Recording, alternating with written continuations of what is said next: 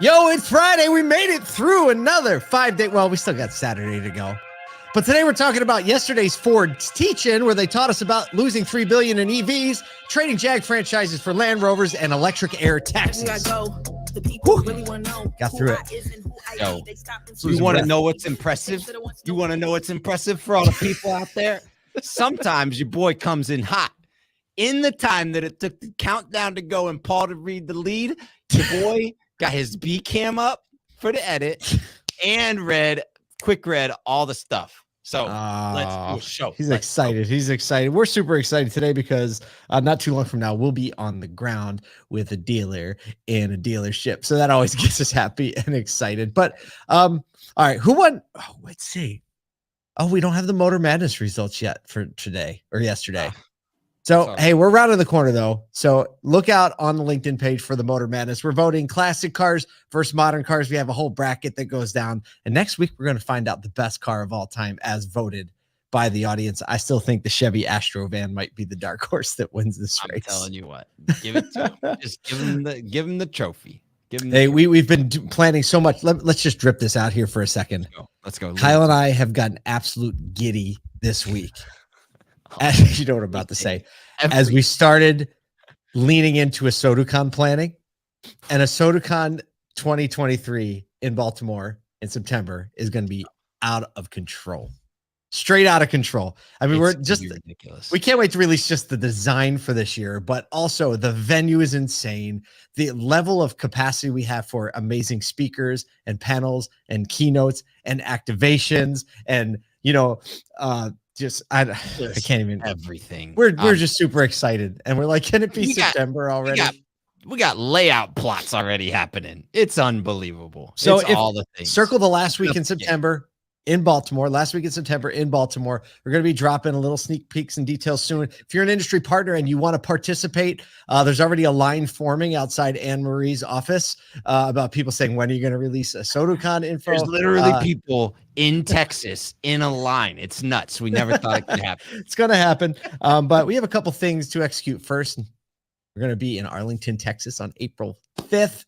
Go to so2x.com and check out the details there. That show is shaping up to be amazing. And we're filming a little TV show. We'll tell you about that later too. But first, we have to talk about some news because that's really why the people are here today. All right. So yesterday, this is an interesting one. Ford held a literal teach-in is what they called it. Teach-in. Like I don't know, a lock-in. I don't know. Youth group, we had lock-ins. Ford has a teach-in to explain their new reporting structure to an audience of mostly reporters, which was perfect because they started by explaining why they're set to lose $3 billion this year on EV manufacturing. It's a good thing to explain. People want to know. Last year's loss was $2.1 billion. They also reported earnings on their other divisions, Ford Blue, which is their combustion engine, and Ford Pro, which is the Pro line. So they reported $7 billion in earnings in Ford Blue and $6 billion in Ford Pro. So they're still bringing in a couple of bucks. They're bringing in some cash, And I mean, the EV's losing money. It's like a startup. I get it. I understand. But it's similar to like what yesterday we talked about, Carvana losing a few $1 million, and then we got $1 billion. Did you ever want to just like throw out a reporting thing, Paul? Like, they're gonna lose $3 billion this year. No, I would love to have. Well, we're just like everybody that's on the outside and just kind of like peering it. We're like, must be nice. Must be nice to have $3 billion to lose. I wish I had $3 billion to lose. Right. So, but either way, CFO John Lawler did reiterate Ford Model E is an EV startup within Ford. And as everyone knows, startups lose money. But also he was like pivoting a little bit, and he was talking about some recent hires in Ford E department, and mentioned two people who just came from Tesla, Doug Field and Alan Clark. he said it's about the talent we have. We all know there is one profitable EV manufacturer. The folks that design those vehicles are at Ford.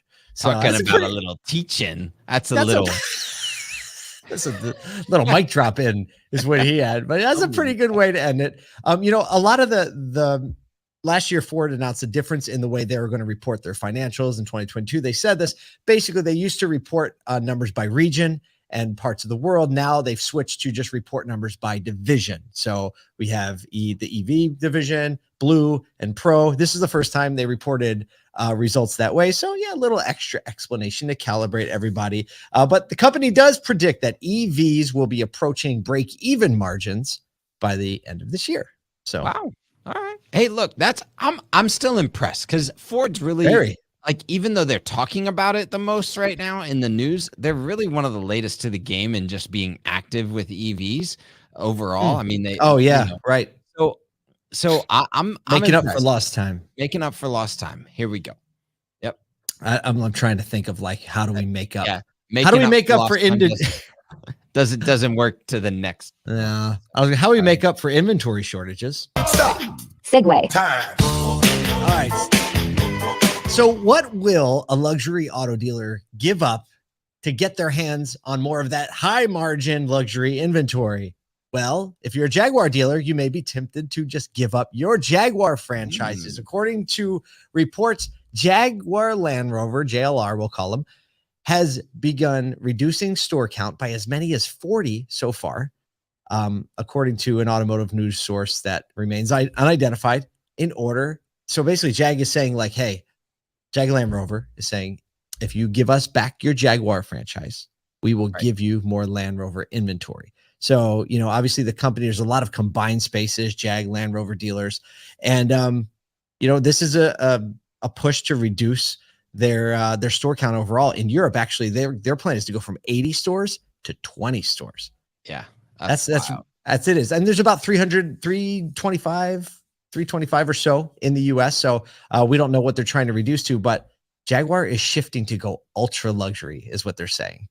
Which is interesting because I get that move is probably smart, but they got to do some work on some vehicles because I just remember when that's a way to put it's not too long ago that thing was a souped up Ford Taurus. You know what I mean? That's true. That's true. They've done a lot of work since then, but are Jaguars in Europe? Are they better? I don't know. They've got to be like the stuff. You got like James Bond and the whole like ultra luxury vibe going on and like absorb, but yeah, I don't know. I know the answer to that, but in their ultra luxury push with all of these luxury manufacturers, they definitely reduce the amount of dealerships, streamline production, streamline distribution, and create great experiences. And so them matching other like Aston Martin and Bentley, which have fewer than 50 dealerships in the US, you got to go to the place, to the really nice store with the people that know their stuff, that are really like client type people. They're not just customer type people. Pinky in the air. Full pinky in the air. Some of these brands that have all of their vehicles over six figures, like you're taking clients to golf, right? Because the margins are stupid. It's a whole different thing. So, this is probably a good move. And if I was a Land Rover dealer, I would be like, send me more of those jokers because I'm sure they sell a little bit hotter. Yeah, well, one former Jag dealer, Jonathan Sobel, closed his Jag franchise in Manhattan, but he retains the ability to service the Jag. So that's not bad, right? And now he uses the extra showroom space for more Land Rovers, which makes sense because New York City showroom space is probably at a premium anyway.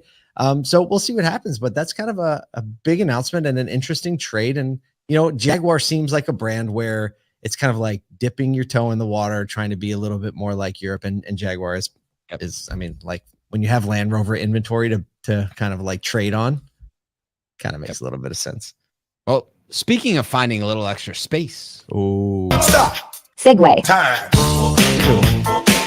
This is a fun one because I feel like we're going to get to ride on one of these soon.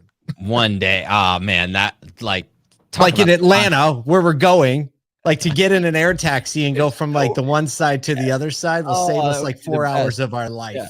So United Airlines is working to launch the first commercial electric air taxi. Look at that, Joker. If you're on the video thing, you look at that thing, you're like, this has been in a movie at some point. We both said that at the same time. We both said, look at that thing.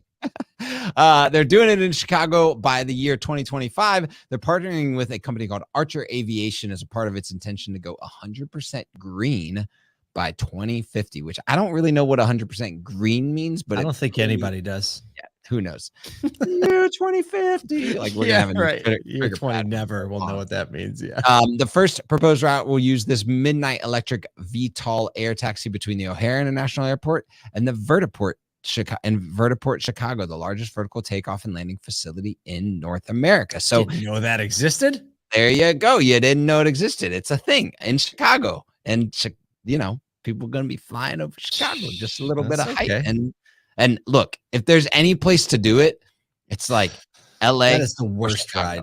That is the worst ride from O'Hare to downtown Chicago. I don't know how our friends at like VAuto and Cars.com and Hireology do that. Yeah, it's terrible. It is terrible. But yeah, 10 minutes from that trip from the airport to downtown is amazing because it's usually an hour, 20 minutes in traffic, and it just sucks your soul right out of your chest. Michael Leskine, VP of Corporate Development at United, said, once operational, we're excited to offer customers a more sustainable, convenient, and cost-effective mode of transportation during their commutes to the airport. Kyle, how much would you pay to take one of these VTOLs from the Chicago airport to downtown Chicago? Tell me, is it worth $200?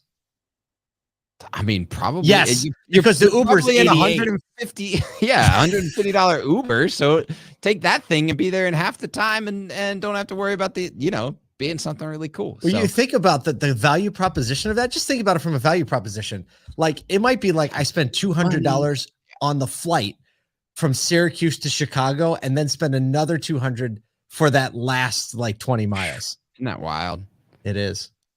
But hey, I mean, people spend it might like come down at some point. We'll see.